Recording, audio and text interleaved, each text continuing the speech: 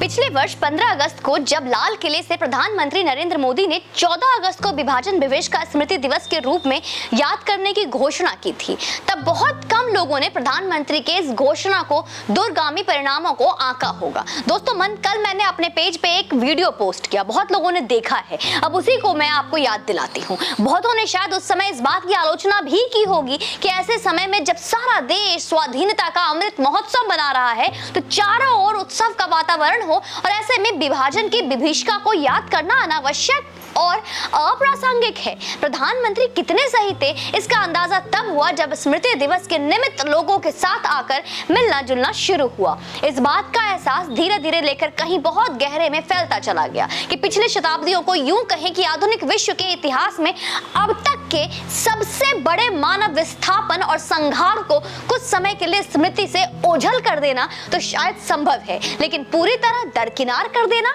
असंभव है। इस घोषणा के पीछे का उद्देश्य मानव निर्मित त्रासदी के इतिहास से उस पीढ़ी को आगाह कर देना रहा है जो इस त्रासदी के इतिहास से अछूती है और जिनका नए भारत के निर्माण में महत्वपूर्ण योगदान रहने वाला है। यह सचमुच चौंकाने वाली बात है कि ऐसी भीषण त्रासदी जिसमें करीब 20 लाख लोग मारे गए और 1.5 करोड़ लोगों का पलायन हुआ और उसे भारतीय चिंतन और स्मृति पटल से तो हो मिटाने का प्रयास किया गया है और उसके बाद जानबूझकर उदासीनता बरती गई। इस त्रासदी के घाव इतने गहरे हैं कि देश के बहुत बड़े हिस्से खासकर पंजाब और बंगाल में बुजुर्ग लोग 15 अगस्त को सिर्फ विभाजन के ही रूप में याद करते हैं। यह लंबे समय तक सुप्त भारतीय चेतना और राजनीतिक निर्बलता का ही परिचायक है दोस्तों, कि जो त्रासदी मानव इतिहास में सबसे बड़े पलायन की वजह बनी, उसकी ना तो कोई औपचारिक स्मृति बनी और ना ही कोई स्मारक। इसके विपरीत विश्व के अन्य देशों में छोटी बड़ी त्रासदियों की सामूहिक चेतना में जीवित रखने के हर संभव प्रयास होते रहे हैं। यहूदियों ने द्वितीय विश्व युद्ध में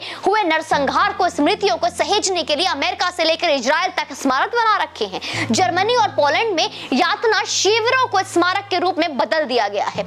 नाजी सेना के हाथों बड़े पैमाने पर हुए यहूदी नरसंहार को याद करते हुए विश्व के तमाम देश 27 जनवरी का दिन होलोकास्ट रिमेम्बर्स डे के रूप में मनाते हैं। 2 अगस्त भी द्वितीय विश्व युद्ध में हुए रोमा जनजाति के सामूहिक नरसंहार के स्मृति दिवस के रूप में मनाया जाता है। वहीं जापानी सेना द्वारा किए गए नानजिंग नरसंहार के स्मृतियों को चीन हर वर्ष 13 दिसंबर के दिन याद करता है।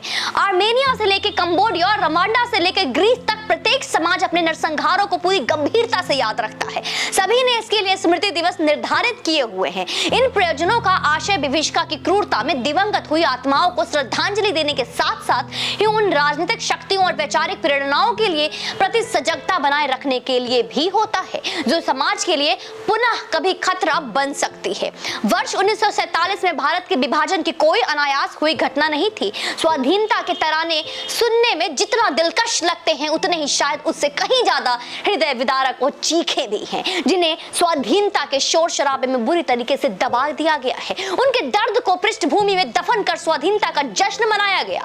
विभाजन की घोषणा के साथ विस्थापन और भयानक हिंसा का दौर शुरू हुआ। एक तरफ जब भारत के अधिकांश भागों में स्वाधीनता का जश्न था तो दूसरी तरफ लाखों लोग ऐसे भी थे जो अपने घर संसार और रिश्तेदार छोड़कर आए और विभिन्न शरणार्थी बस्तियों में पड़े आंसू बहा रहे थे। इन बस्तियों में रहने वाले किसी ने अपना घर जमीन जायदाद खोया था तो बहुत से लोग ऐसे थे जिन्होंने अपने मां सगे संबंधी अपने बच्चे को भी खोए थे। पाकिस्तान से पिछले 30 वर्षों में जितने हिंदुओं को भगाया गया है वो किसी भी राष्ट्र की असंवेदनशीलता को दर्शाता है मेरे दोस्तों। धर्म के आधार पर जिस देश की निर्मित हुई वो अल्पसंख्यकों के साथ किया जाने वाला अमानवीय व्यवहार कहीं ना कहीं हमें चुनौती देता है।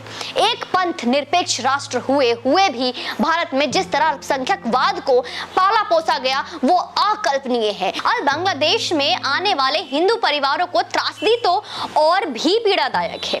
आश्चर्य होता है कि सिर्फ कूटर चित्र प्रचार के कारण भारत को कटघरे में खड़ा करने वाले तथा मानव अधिकारवादी संगठन पाकिस्तान बांग्लादेश से प्रताड़ित कर भगाए जाने वाले हिंदू परिवारों की दुर्दशा पर चुप्पी क्यों साध लेते हैं। विभाजन के पीछे वही इस्लामिक कट्टरता और अलगावादी विचारधारा थी जो भारत को विजित भूखंड और भोग भूमि के ज्यादा कुछ नहीं समझती। मुस्लिम लीग की अगुवाई में विभाजन की मांग को व्यापक मजहबी समर्थन के पीछे वो सोच था जिसमें भारत में शासकीय वर्ग के तौर पर जो हो सकता था परंतु एक व्यक्ति, एक वोट और एक बहुत से मंचों से प्रचार होता रहा कि पाकिस्तान की मांग स्पष्ट और मुस्लिम लीग के दबाव की राजनीति थी। कई बार विभाजन को नेहरू और जिन्ना की व्यक्तिगत महत्वाकांक्षाओं को जोड़कर भी देखा जाता है। ये दोनों ही तर्क सतही और असल वजह से भटकाने वाले हैं। जिन्ना की जगह लीग का नेतृत्व कोई और करता तब भी शायद पाकिस्तान की मांग को लेकर वैसी ही हिंसा होती, क्योंकि जहां भी लीग के नेता सत्ता में थे वहां उन्होंने हिंसा को खुलकर बढ़ावा दिया। सत्य यह है कि विभाजन जिन्ना की नहीं बल्कि मजहबी उन्माद से ग्रस्त एक बड़े मुस्लिम वर्ग की मांग थी। आज भले ही कुछ लोग दावा करें कि भारतीय मुसलमानों ने विभाजन को ठुकराया, परंतु तथ्य सर्वथा भिन्न है और कड़वे भी। 1946 के प्रांतीय विधानसभा चुनाव पाकिस्तान के मांग के इर्द गिर्द ही हुए थे और इस चुनाव में 87%, जी हाँ 87% मुस्लिम सीटों पर मुस्लिम लीग जीती थी दोस्तों। नेफा यानी आज के खैबर पख्तूनख्वा को छोड़कर लगभग पूरे अविभाजित भारत के मुसलमानों ने कांग्रेस ही नहीं बल्कि जमात उलेमाए हिंद, मजलिसे अहरार और खाकसारों जैसी उन मुस्लिम पार्टियों तक को ठुकरा दिया जो विभाजन के खिलाफ थी। आपको पता है मैं आपको ये सारी इंफॉर्मेशन क्यों दे रही हूँ?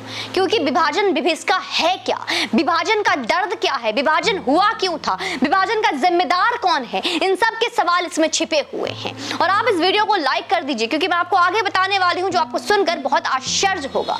हालांकि 75 वर्ष पुराने निर्णय के लिए आज की पीढ़ी को दोषी नहीं ठहराया जा सकता और ना ही पूरे मुस्लिम समाज की राष्ट्रभक्ति पर अंगुली उठाई जा सकती है। जी हाँ, आप सिर्फ और सिर्फ मुस्लिम समाज के, ठीक सुना आपने, सिर्फ और सिर्फ मुस्लिम समाज की राष्ट्रभक्ति पर और समाज की राष्ट्रभक्ति पर उंगली उठाई नहीं जा सकती, परंतु इसे भी झुठलाया नहीं जा सकता कि अलगाववाद और चरमपंथ आज भी कई क्षेत्रों में उफान पर हैं।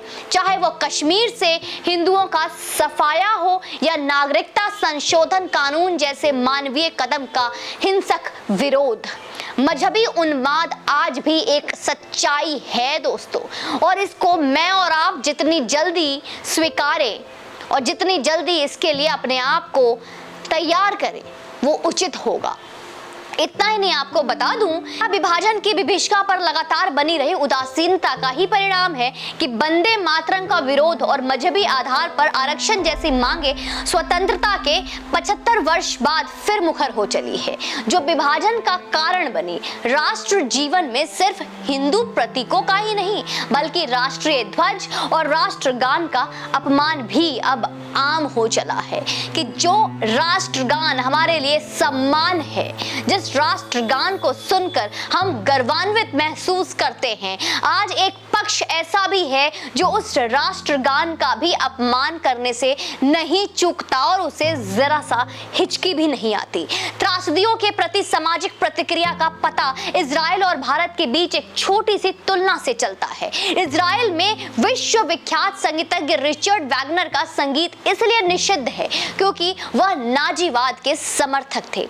इसके विपरीत हिंदी तराने को बेशर्मी से, जी हाँ हिंदी तराने मतलब बॉलीवुड के गानों की बात कर रही हूं मैं, बेशर्मों की कौम, इसके विपरीत हिंदी तराने को बेशर्मी से कौमी तराने में बदल देने वाले पाकिस्तानी विचार के प्रवर्तक अल्लामा इकबाल की नज़म सारे जहां से अच्छा स्कूल कॉलेजों में आज भी पूरे जोश से गाई जाती है। शायद फिर से किसी लोग और एक ऐसे समुदाय है जिसे कि बुरा लगे कि मैं सारे जहां से अच्छा जो हमारे देशभक्ति सॉन्ग है, गाना है, उसके लिए मैं ऐसा क्यों कह रही हूँ, क्योंकि हाँ ये सच है, विभाजन विभीषिका स्मृति दिवस मात्र घटनाओं को याद करने का अवसर नहीं है, क्योंकि आज भी विद्यालयों में, स्कूल में, कॉलेजों में सारे जहां से अच्छा गाया जाता है, मनाया जाता है और उसके लिए तैयारियां करवाई जाती हैं। और इतना ही नहीं दोस्तों, इससे वे हिंसक और असहिष्णु विचारधारा भी कटघरे में खड़े होते हैं जो इन त्रासदियों का कारण बनती है। विभीषिकाओं की स्मृति हमें निरंतर याद दिलाती है कि भावनाओं को भड़काकर कैसे बड़ी बड़ी त्रासदियां छोटे से समय में राष्ट्र को झकझोर सकती है। ऐसे अभिप्राय जनमानस को पूछने के लिए प्रेरित करते हैं कि क्या विभाजन जैसी विभीषिका से देश को पर्याप्त सबक मिले या नहीं मिले। केवल आत्म अवमानित या मृत प्राय समाज ही विभीषिकाओं को भुला सकते हैं। जीवंत समाजों से ऐसी अपेक्षा नहीं की जा सकती दोस्तों। स्मृति दिवस की घोषणा पर प्रधानमंत्री ने जताया है कि हमारा देश अपनी सबसे क्रूर त्रासदी में मारे गए लोगों के प्रति संवेदनशील है और साथ ही ऐसे दुखद घटनाओं की पुनरावृत्ति रोकने के लिए जो हुआ इतने वर्षों पहले, जहां लाखों जाने गई हैं, ऐसी दुखद घटनाओं की पुनरावृत्ति रोकने के लिए कटिबद्ध भी है। तो हमें ये विभाजन विभिषका को कभी भूलना नहीं चाहिए, उन चीखों को कभी भूलना नहीं चाहिए, उस दर्द और उस आह में जहां पे एक माँ अपने बच्चे के लिए आज भी रोती है, उसे कभी भूलना नहीं चाहिए। क्योंकि जहां अगर हम 15 अगस्त को स्वतंत्रता दिवस मनाते हैं तो 14 अगस्त को उस विभाजन विभिषका को भी याद करेंगे। लेकिन आज मैं आपको ये वीडियो इसलिए बनाकर दे रही हूँ क्योंकि आप इसे शेयर करें, क्योंकि 14 अगस्त को कहे गए शब्दों को, प्रधानमंत्री के बताए गए बातों को मैं और आप भूल गए और हमने अनसुना कर दिया। लेकिन इस वीडियो को शेयर करना अब आपका कर्तव्य है, ताकि घर घर में और हर आने वाली पीढ़ी तक को ये पता होना चाहिए कि विभाजन क्यों हुआ, और जब विभाजन हुआ तो हमारे देश की और हमारे बुजुर्गों की, जिन्होंने बलिदान दिए, उनकी परिस्थिति क्या थी, कितने लोग बेघर हुए, क्या माहौल था, इन सब के बारे में आपको ज्ञात होना चाहिए। जय हिंद, वंदे मातरम।